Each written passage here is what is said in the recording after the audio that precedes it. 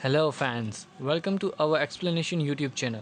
आज हम एक नया लव स्टोरी ड्रामा एक्सप्लेन करने वाले हैं, तो चिप्स पॉपकॉर्न लेके बैठ जाइए और एंजॉय कीजिए आज का एक्सप्लेनेशन द गर्ल 2।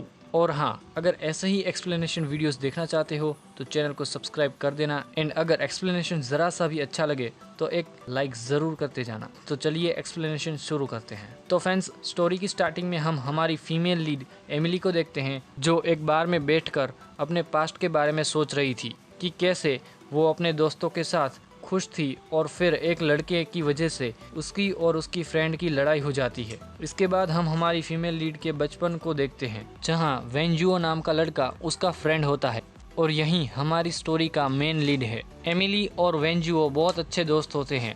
अब यहाँ से एमिली अपनी कॉलेज का फर्स्ट डे याद करती है। यहीं से हमारी स्टोरी स्टार्ट होती है। यहाँ एमिली अपना स्कूल तलाश रही थी, तभी वहाँ एक लड़की भागते हुए एमिली से टकराते हुए जाती है। तब एक लड़का एमिली को बताता है ये यंग रोज बैंड है जिसमें साइन अप करने के लिए ये लड़की भागे जा रही है। ये सुनकर एमिली भी यंग रोज बैंड में साइन अप करने के लिए जाती है। तो वहाँ रजिस्ट्रेशन करने वाली लड़की बताती है ये लास्ट रजिस्ट्रेशन है जो वो लड़की का है।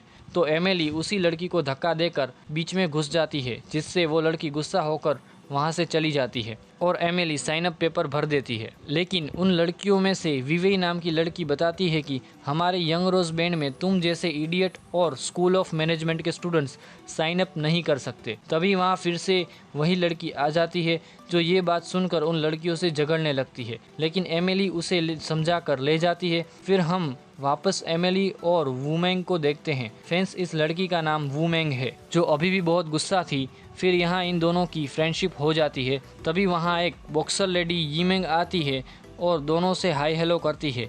इससे हमें पता चलता है कि वो भी बॉक्सिंग क्लब के लिए साइन अप करना चाहती है।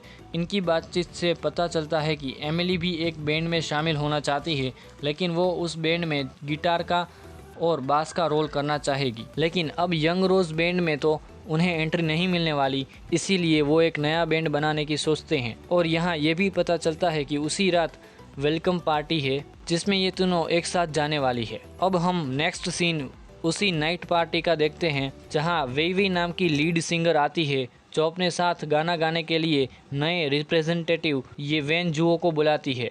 ये वेंजुओ वही है जो कि हमारा मेल लीड है, जो कि मैंने आपको पहले भी बताया था। वेंजुओ को देखकर सभी लड़कियां शॉक्ड हो जाती है, क्योंकि वो बहुत ही ज़्यादा हैंडसम है। फिर वेंजुओ और वेई साथ में सॉन्ग गाते हैं, लेकिन वेंजुओ की एक लाइन से एमिली फिर से ट्रिगर हो जाती है, यानी उसे अपना पास्ट फिर से याद आने लगता है। उसे याद आता है कि जब वो छोटी थी तब कुछ लड़के एमिली के गाने का मजाक उड़ा रहे थे, जिस पर वेंजुओ उन लड़कों से लड़ने लगता है और वो लड़के मिलकर वेंजुओ को मारते हैं। फिर टीचर सारे बदमाश लड़कों को 1 घंटा दौड़ने की पनिशमेंट दे देती है और एमिली और वेंजुओ को आधा घंटा हाथ ऊपर करके खड़ा रहने की पनिशमेंट दे देती है। जिसके बाद ये दोनों एक दूसरे से बातें करते हैं। वेंजुओ बताता है कि मैं बड़ा होकर एक बहुत बड़ा बैंड बनाना चाहता हूँ, और वेंजुओ अपने बैंड में एमिली को मेन लीड सिंगर बनाने का वादा करता है। तभी एमिली वापस प्रेजेंट में आ जाती है। यहाँ एमिली की दोस्त वूमेंग सॉन्ग खत्म होने के बाद एमिली को लेके वेंजुओ के पीछे जाती है। तभी वहाँ वेंजुओ और वेई आ जाते हैं, जिसे देख एमिली और वूमेंग छुप जाते हैं। यहाँ वेई वेंजुओ की सिंगिंग की परफॉर्मेंस की तारीफ कर रही थी और वेई वेंजुओ को अपने बैंड यंग रोज में इनवाइट करती है, जिस पर वेंजुओ मैं सोचूंगा ये कहता है। तभी गलती से एमिली और वूमेंग बाहर आ जाते हैं। पता नहीं गाइज, पर वेई को मैनेजमेंट ऑफ स्कूल से शायद कोई प्रॉब्लम है। वो नहीं चाहती कि मैनेजमेंट ऑफ स्कूल का कोई भी स्टूडेंट यंग रोज बैंड में आए।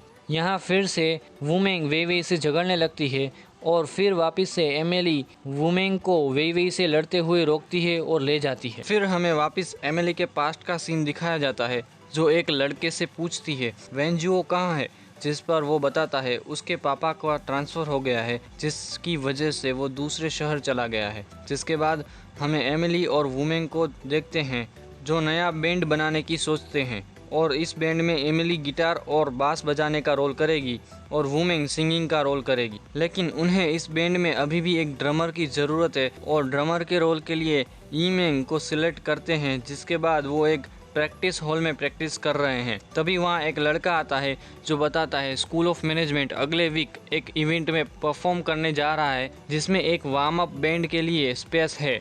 अगर आप पार्टिसिपेट करना चाहते हैं तो अपना नाम लिखवा दीजिए। फ्रेंड्स, इनके बैंड का कोई नेम नहीं था, इसलिए इन्होंने अपने बैंड का नाम इंस्टेंटली MS बैंड रख लिया और पार्टिसिपेट करने के लिए नेम लिखवा लेते हैं। जिसके बाद हमें एक वीक बाद इवेंट का सीन दिखाया जाता है जहां MS बैंड की तीनों गर्ल्स अपना परफॉर्मेंस दिखाने के लिए आती है। और फ्रेंड्स, आपको जान के हैरानी होगी कि इन तीनों गर्ल्स ने इतना शानदार बैंड परफॉर्म किया कि लोग लानतें देने लगे और वहां से भागने लगे। और कुछ यंगस्टर्स इनके घटिया परफॉर्मेंस को ट्रोल करने के लिए सोशल मीडिया पर वीडियोस बनाकर अपलोड करने लगे और इनके परफॉर्मेंस से कुछ लोग तो बेहोश तक हो गए। इसके बाद वेई वेई अपनी 2 फ्रेंड्स के साथ इन तीनों गर्ल्स को समझाने आती है कि तुम आने वाले बड़े बैंड इवेंट से बाहर हो जाओ, जिस पर तीनों गर्ल्स हम वेंजुओ के साथ परफॉर्म करेंगे ये कह देती है।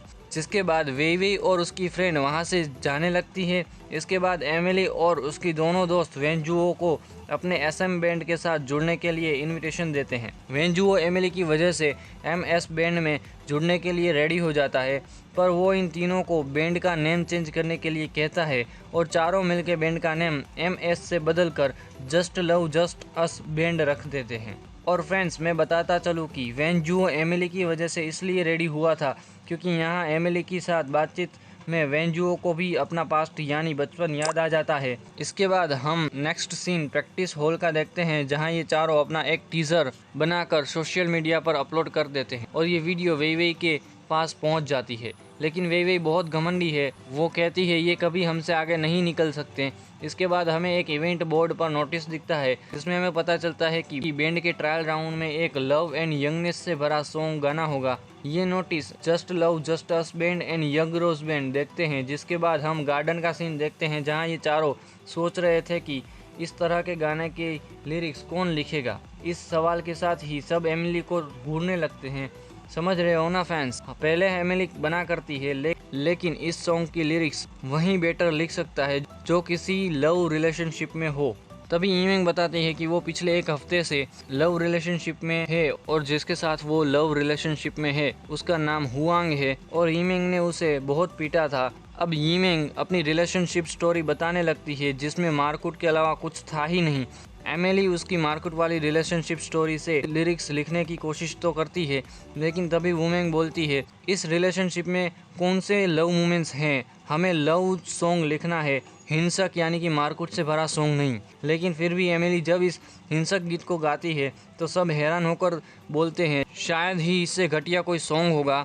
अब सब एमिली लव सॉन्ग लिख सके इसलिए उसे एक इवेंट शो में पार्टिसिपेट करने के लिए कहते हैं जिसमें उसे शो के हीरो के साथ लव एक्टिंग करनी है जिससे एमिली लव सॉन्ग की लिरिक्स लिख सके। और अब इस इवेंट शो में पार्टिसिपेट करने के लिए सब अप्लाई करते हैं। यहाँ एमिली का सिलेक्शन होता तो है लेकिन हीरोइन के रोल के लिए नहीं, हीरोइन की नौकरानी के रोल के लिए। तभी वहाँ वेई वेई अपनी दोनों दोस्त के साथ वहाँ आ जाती है। यहाँ पता चलता है कि इस इवेंट शो में एज अ हीरोइन का रोल वेई वेई को मिला है।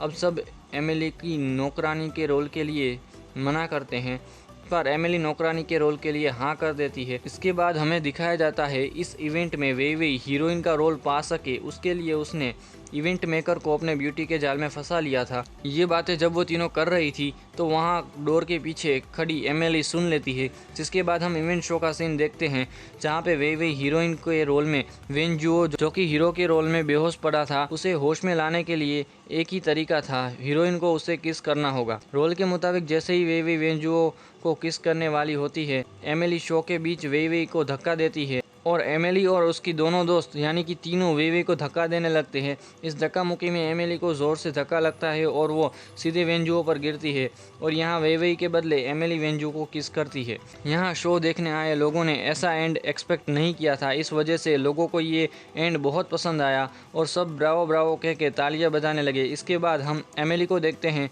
जो वेंजुओ को किस करने के बाद पूरी तरह वेंजुओ के प्यार में खो गई है और वुमेंग के सामने बैठे अकेले अकेले मुस्कुरा रही है। इसके बाद वो दोनों सो जाती है। फिर हम चारों को जीत एंजॉय करते हुए देखते हैं और ये चारों वेई वेई को भी ट्रोल कर रहे थे तभी यीमिंग को पेट दर्द होने लगता है, इसीलिए वो वहाँ से चली जाती है। अब यहाँ इस बार में एक ऑफर चल रही थी, अगर कोई गाना गाएगा तो उसके बिल पर 20% डिस्काउंट मिलेगा। इसके लिए वेंजुओ गाना गाने के लिए रेडी हो जाता है। वो जब गाना गा रहा होता है तभी वुमिंग और एमिली के बीच बात होती है। फ्रेंड्स, हमें पता है कि एमिली वेंजुओ को लव करती है, लेकिन हमें यहाँ ये भी पता चलता है कि वुमिंग भी वेंजुओ को लव करती है।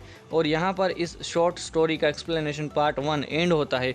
अगर आप इस स्टोरी के एक्सप्लेनेशन पार्ट 2 को देखना चाहते हैं तो चैनल को सब्सक्राइब कर देना और बेल नोटिफिकेशन को ऑल पर सेट कर देना। और ये एक्सप्लेनेशन वीडियो बनाने में बहुत मेहनत लगी है, तो प्लीज़ वीडियो को एक लाइक ज़रूर करते जाना। इस वीडियो पे लाइक टारगेट 10,000 का है, तो प्लीज़ कंप्लीट कर देना। मैं मिलता हूँ नेक्स्ट एक्सप्लेनेशन वीडियो में, तब तक के लिए बाय बाय, टेक केयर।